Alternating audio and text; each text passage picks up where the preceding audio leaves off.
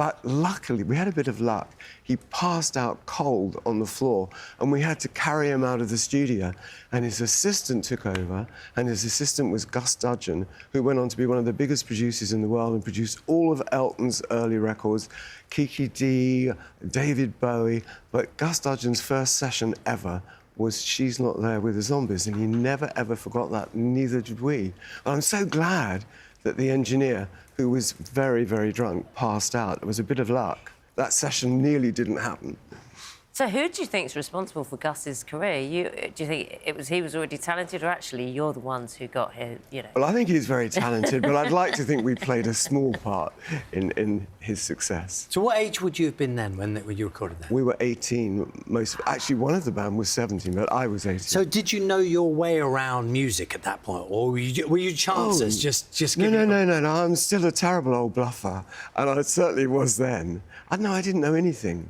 So when you say you're a bluffer, I mean, you clearly had gifts, didn't you? Because you created that magic. So well, I think the whole band were great players, but in particular, Rod Argent was a sensational keyboard player. He's a world-class keyboard player and a fabulous writer, and we were very lucky to have him in the band.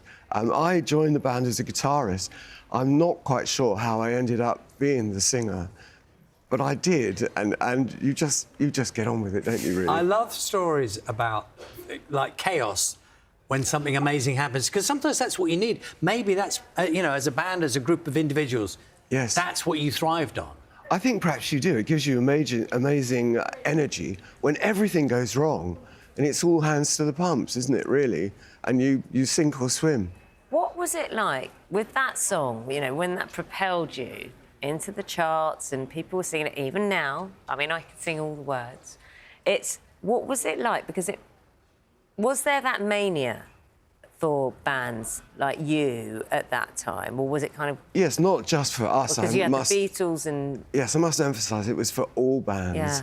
Yeah. And particularly in America, it was insane. We were considered to be amongst the first wave of the British invasion, and you literally could not walk down the street. It was insane. So when you came back to the UK and you could walk down the street, were you a bit miffed?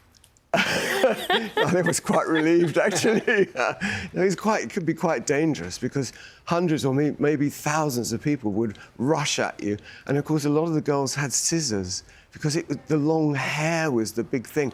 And you see these scissors going across your eyes like that, and thinking, They just tried to cut bits of your hair off. Oh, yeah. I remember we played at the Brooklyn Fox in New York when we went over there. How we dealt with this, I don't know. We were 18. We'd just been playing at the local rugby club, and now we're playing at the Brooklyn Fox. And one guy dared to go out into the street. Hundreds and thousands of people pushed him up against a plate glass window. He lost his shirt and all his clothes.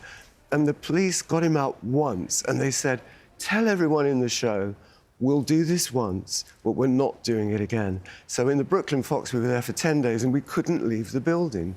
We had to stay in there the whole time. I'll tell you what, you're the kind of person I want to take out for a drink and just listen to hear his story. The revival of vinyl has really kind of propelled your popularity, the Zombies' popularity as well. Tell us how, because obviously this song, She's Not There, is one of the ones on the debut album, but the debut album's kind of been seen as something to treasure.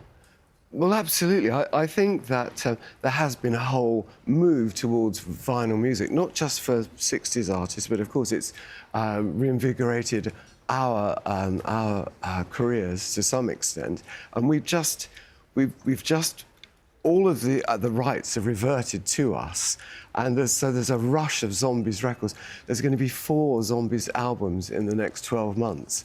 There's a kind of a mystery with the Zombies, because our first record was in 1964, and I think there's more interest in the Zombies now than there was in 1964. You were performing last night, weren't you? We were at the... Thank you for coming actually, in it this wasn't morning. the Zombies. It's not strictly speaking. It was my solo band, and we were at the Stollen Hall, which is a beautiful hall. He left the band, probably very wisely, and became a doctor. He's now in Canada. I don't know where it came from. He said, how about the Zombies? I had no idea what a zombie was. I'm not too sure what a zombie is now, to be honest, but it's stuck, it's memorable and it's stuck. They're better to be avoided. I think they probably are. It's been lovely hearing your stories today. Could sit here And all do day. you know, there'll be some people who haven't heard that song before. I know you've got plenty of other music as well, but it'll have drawn a whole bunch of new people to listen to it again. Oh, It's I a do great song. hope so. It's a I great do song. hope so. We'd play it again if we had the chance. Should have done. Definitely. Should have done. Good to see Thanks, you. Colin. Colin continues his UK tour, solo tour. Dates still to come in London, Leeds, Cardiff and Coventry.